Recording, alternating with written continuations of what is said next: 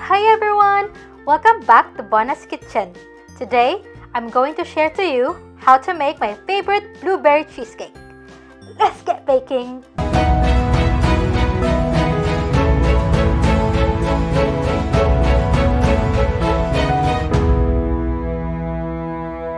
For the crust, we will need 2 cups of finely crushed digestive biscuits, or you can also use graham biscuits, half cup of melted unsalted butter, 1 tablespoon of white sugar, half teaspoon of nutmeg, and half teaspoon of cinnamon.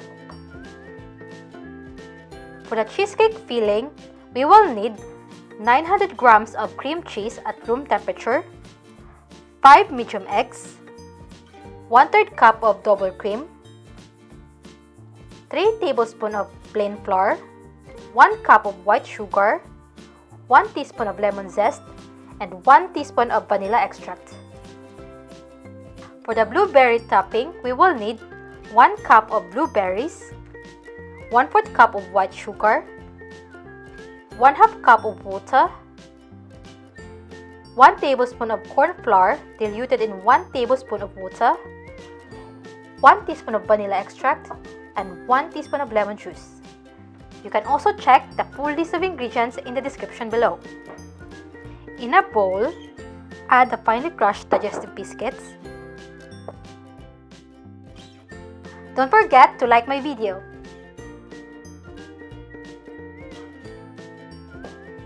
Then the sugar, cinnamon, and nutmeg, and mix them together.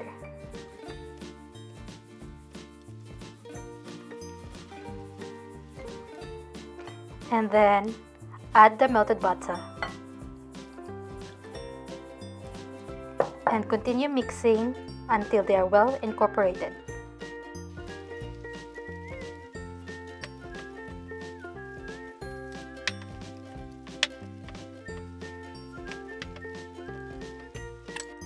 Now, grease the 9 inches spring-form pan with butter, or you can also use oil spray.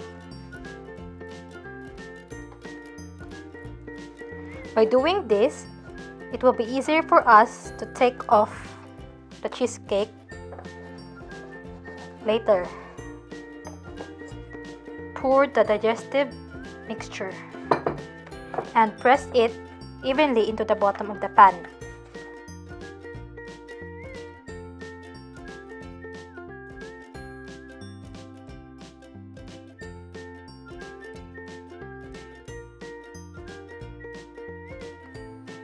Then, pop this in the fridge to chill while we are preparing the cheesecake filling. Preheat the oven to 180 degrees Celsius. In a small bowl, mix together the sugar,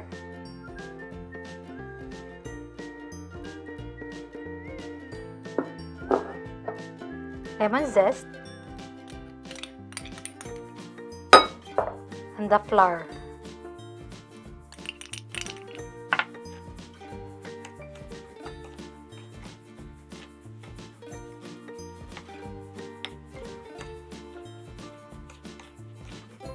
In a large bowl, add the cream cheese,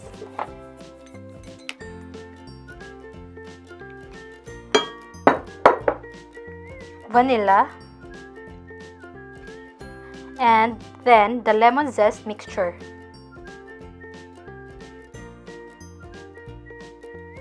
And using a hand mixer on a medium setting, beat them together.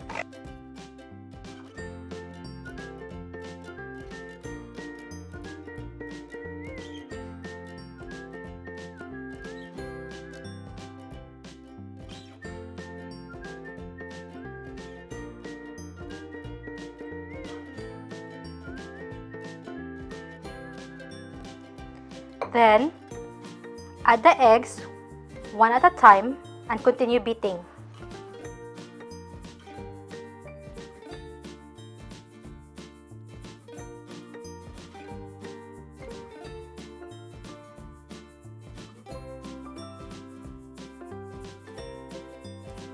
Then, add the double cream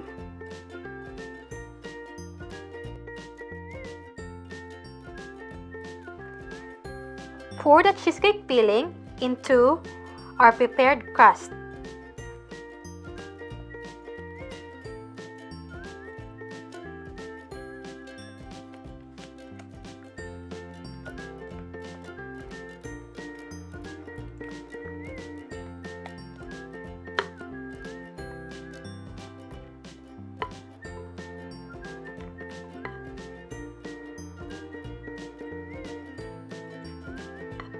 And then spread it evenly.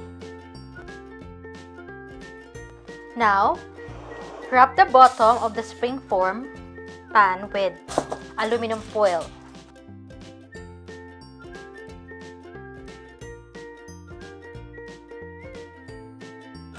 Then, transfer it into a baking tray so it's easier to handle. Bake this in the oven for about 15 minutes, and after 15 minutes, lower the heat to 150 degrees Celsius and continue baking for another 50 to 60 minutes or until it's firm. The center will still be a bit jiggly. In a pan over medium heat, combine the ingredients for the blueberry topping. Blueberries, water, lemon juice, vanilla extract, sugar, and the cornflour diluted in water. And let this boil.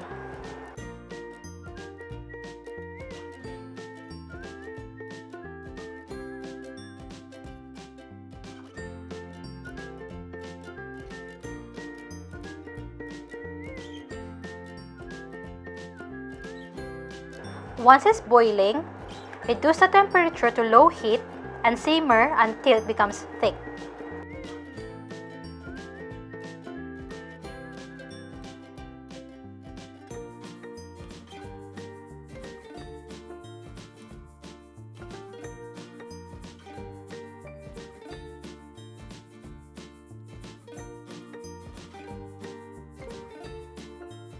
Turn off the heat and set this aside.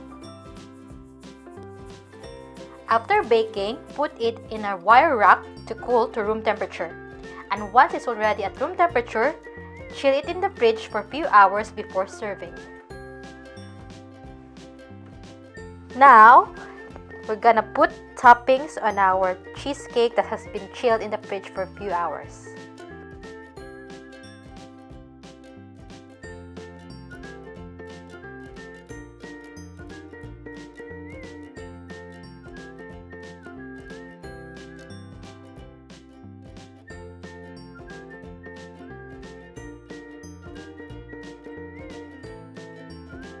And here's our finished product!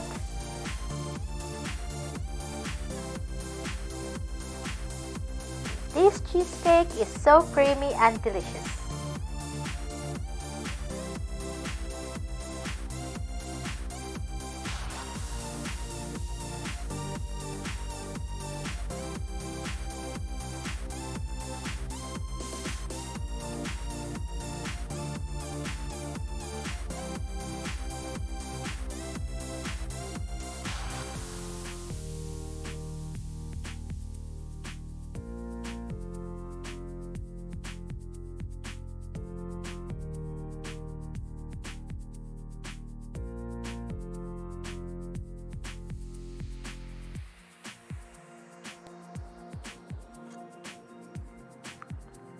So good!